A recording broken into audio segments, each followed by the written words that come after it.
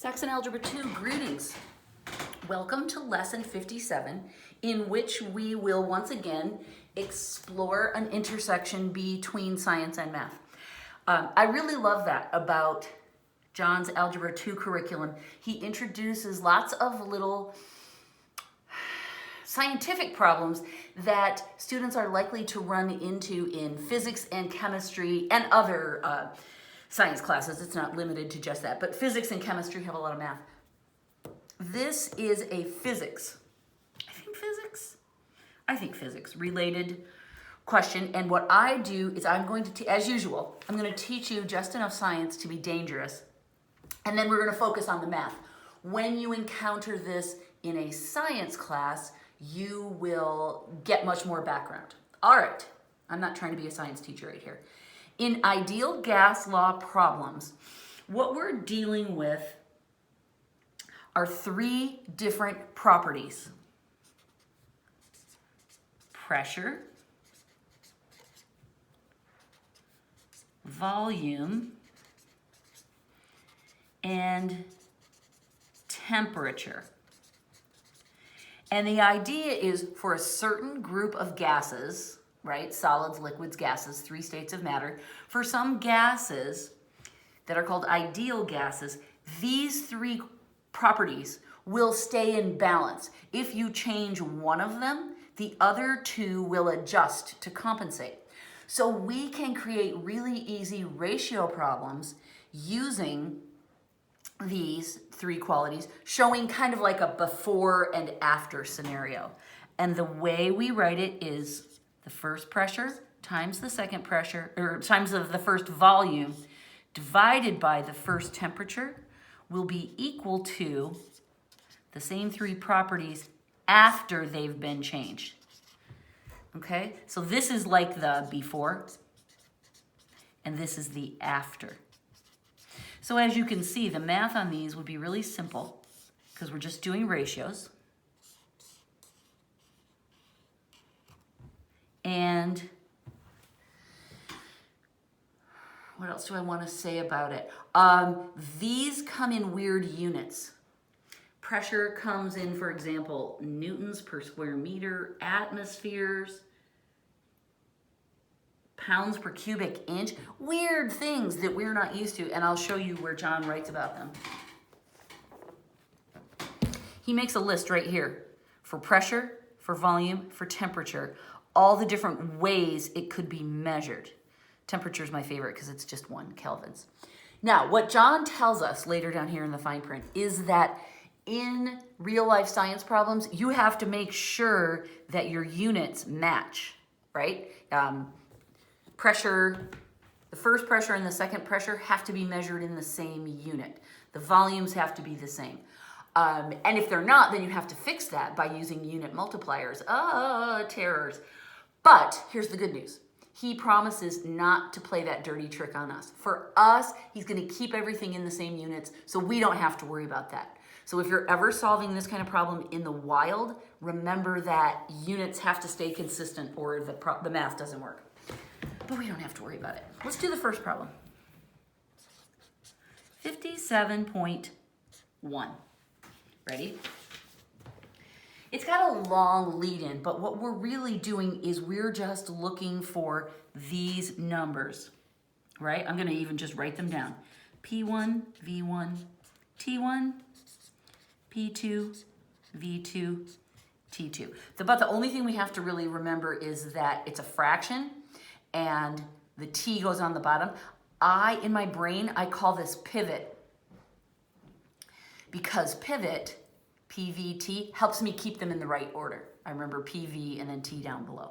So if that helps you, go for it.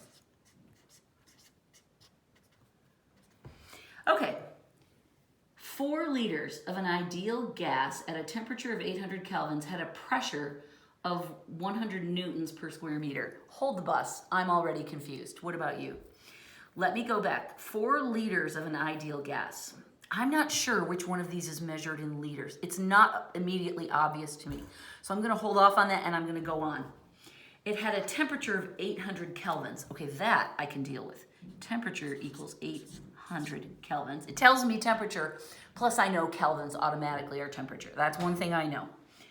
And they had a pressure, of 100 newtons per square meter. I have no idea what that means, but they told me straight out that it was a pressure.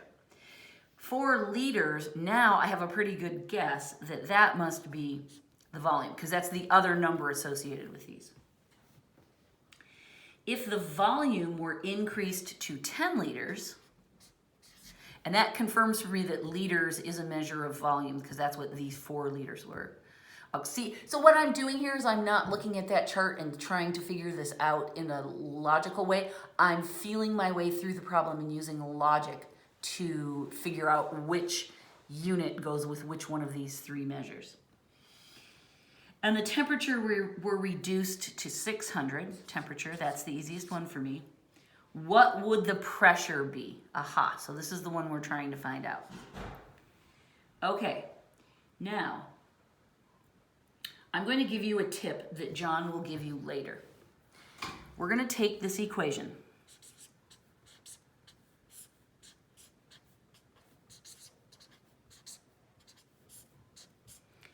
And a super way to make these problems easier is first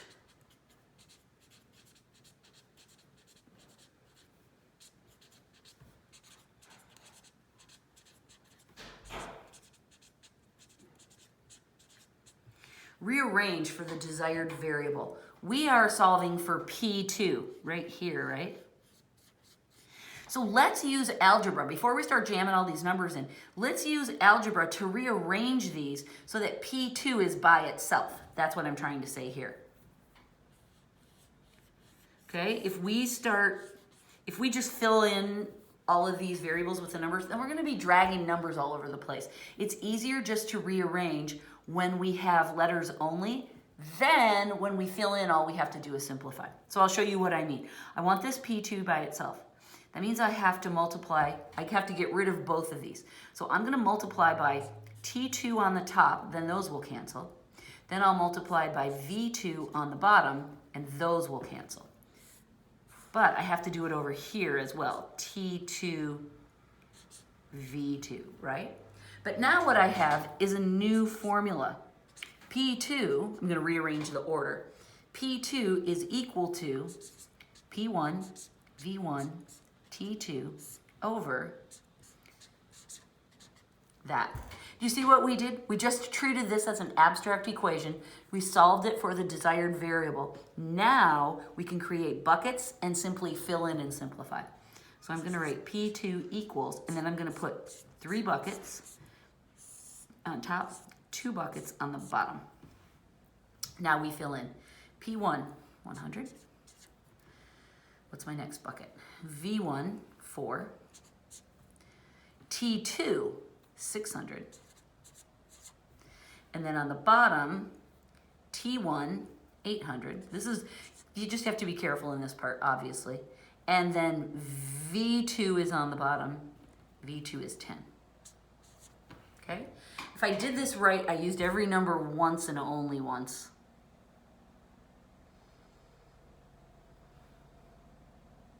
That looks good. Okay, so now we can simplify, can't we? And let's see, what should we do? Let's do the 4 against the 800. If you were here, I'd let you choose. This now becomes, I'm going to write it out, 200. That's gone. I'm going to do the 200 against the 600. This will be a 3. I'm going to circle that because this is starting to get messy. This is completely down to 1.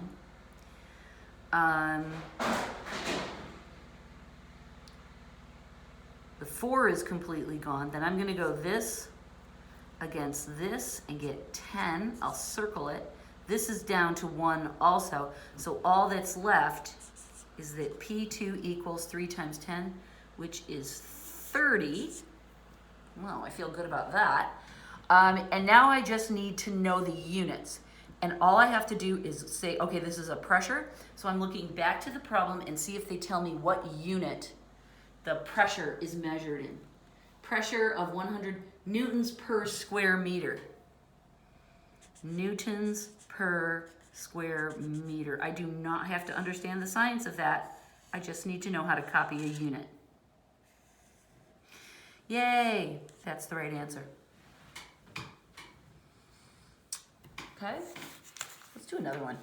There are a total of 3. That's my favorite number of examples for a problem. The first time, you're just like, what are you talking about? Show me what to do.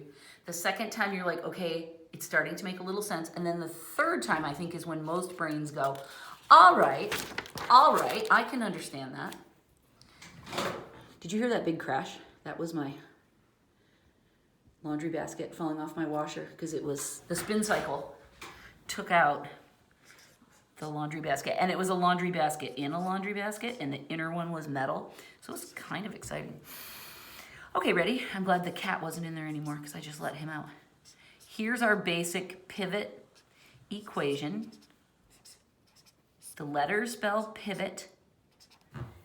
We do it once with 1s and another time with 2s. This is the before, this is the after. This gas, these properties for these ideal gases will always stay in balance. Okay, then we make our big fat list. P1, V1, T1, P2, V2, T2. These problems should make you feel smart because they have lots of fancy words, but they're not that hard. They're just little ratio problems. Okay, ready? The initial pressure of a quantity of an ideal gas was 400 newtons per square meters. Okay, it says pressure. The initial pressure was 400. Initial means in the beginning, right? Like your initials to your name is the first letter. Okay, and the initial temperature was 1,200 kelvins. That's hot. The volume was held constant. When we see those words, held constant, that means there's no change. Which means, in our case, we said the volume was held constant. That means the two are the same. And that means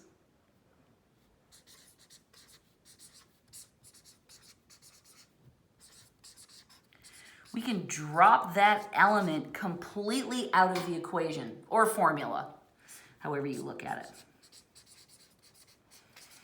Okay, so I'll show you what that means. And I'm just gonna write this in my list so that I see I've got the volume covered. I don't need any more information for that. Let's go ahead and get the rest of our information and then we'll move ahead. What was the pressure? That's our question. If the temperature was decreased to 900 kelvins. Okay, what this means is that we can drop the V's completely out of our equation. So our new equation will be P1 over T1 equals P2 over T2. See, I just dropped the V's out of the numerator. That makes these so much easier, doesn't it? We only have 4 numbers to play with instead of 3. And so anytime you see that's one of the, and it can be any one of them, it doesn't have to be volume. It was in this case, these are not minus signs, these are like points. It doesn't have to be volume, it can be any one of them. If it tells you that any one of the 3 properties is held constant, that means you can drop it right out. Okay, so now we fill in, and I'm not gonna bother to rearrange this abstractly because it's such a simple little equation. So P1 is 400. T1 goes on the bottom, that's 1200. P2 is what we're looking for. And T2 is 900, right? So this is a simple cross multiply kind of extravaganza, isn't it? And I'm not gonna multiply them out because I'm gonna want to cancel as much as I can in just a minute. Oh, it's a squish. So I'm gonna divide both sides by 1200. Right, what I'm doing here, just a second, let me slow down and tell you what the heck I'm doing. I cross multiply, so that's what I have here. 400 times 900 equals 1200 times P2, right there. Now I wanna isolate my P2. So I divide by 1200. Now that cancels, and I've got all my numbers on one side and the variable alone over there. So now what I'm going to do is work on canceling these. I would like to do 400 and 1200. 400 goes in 3 times. So that gives me a 3 on the bottom, right? And this turns into a 1, so it's gone. 900 divided by 3 is 300, and I am done. Once I turn both of my denominators into a 1, I'm done. So I get P2 equals 300, and now I just need to find that unit again, whatever this. I go back to the problem and I just look what unit are they using for pressure in this. It had a pressure of newtons per square meter again. Newtons per square meter. Now, let me just point out something. We've done 2 problems. In both of them, we have been finding pressure, and in both of them, the units happen to be this. That's just coincidence. We can solve for any one of these variables just as easily as all the others. We can use that trick of rearranging the letters before we plug in the numbers. That's called solving the abstract formula first. That just makes the math easier, but you don't have to do that.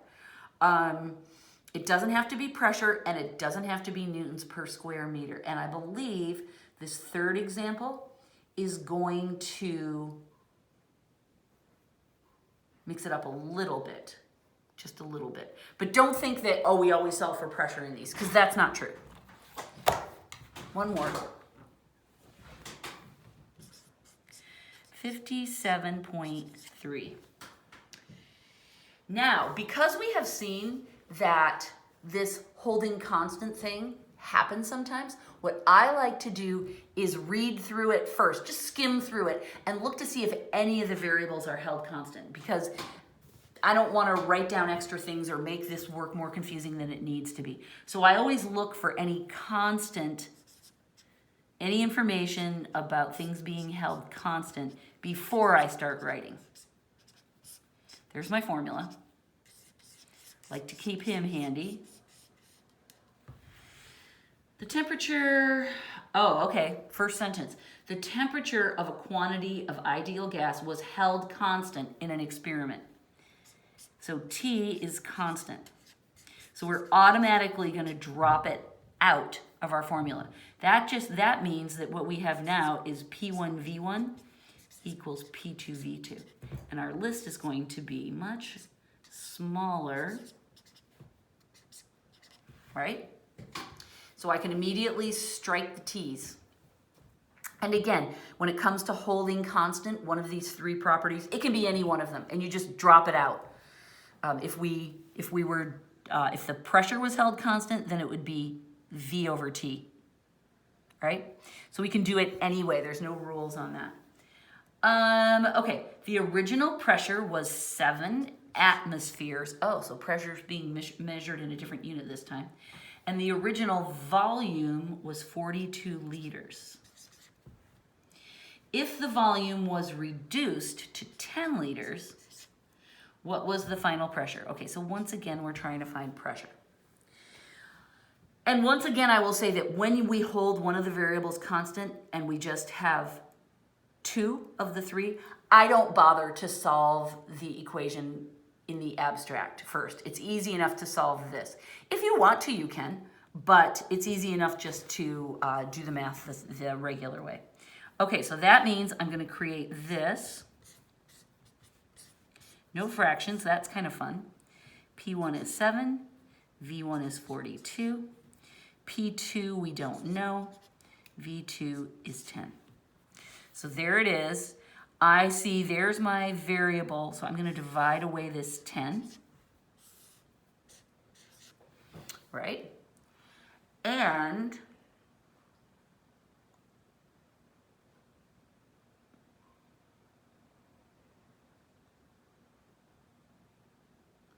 I'm just looking at the book because John doesn't show. Oh, yeah, he does. Okay. Okay, so this 7 over 10, how do I simplify that? Well, I can write this as 0.7, and eliminate that, right? Because 7 over 10 equals 0.7. So I'm going to substitute that. Remember that scientists always prefer decimals over fractions. I don't know what to say about that. But, that's why I think let's simplify this. If it was for a mathematical problem only, I would say you can just multiply 7 times 42 and leave it as a fraction. Simplify it if you can. But because we're dealing with scientists, I'm going to switch that to a decimal. And then I'm going to multiply 42 times 0.7. 28, 29. I put the decimal back in. Remember the rule is that for every digit behind a decimal in the factors, we create that many digits behind the decimal in the answer. So our final answer is that P2 equals 29.4, and then I look for my unit. The pressure was atmospheres. I know these units don't really make any sense to us, but I want to deeply ingrain in you the practice of always looking to attach a word to any problem that is given to us in words, right? If the problem is written in words, our answer should have at least one word. And I don't like to get too carried away with that. You know, we're dealing in numbers here. We don't need to write a book. But one word, you just pull it out of the problem information, and it's okay if you don't really understand what an atmosphere is. That's what science classes are for. Okay, guess what? We're done with lesson 57, ideal gas laws. Notice that our numbers were all really cute in these. In real science, the numbers aren't so cute, so we're going to come back to these in a future lesson and learn how to deal with more drama in the numbers. But for today, we are drama-free, and we're done. Goodbye.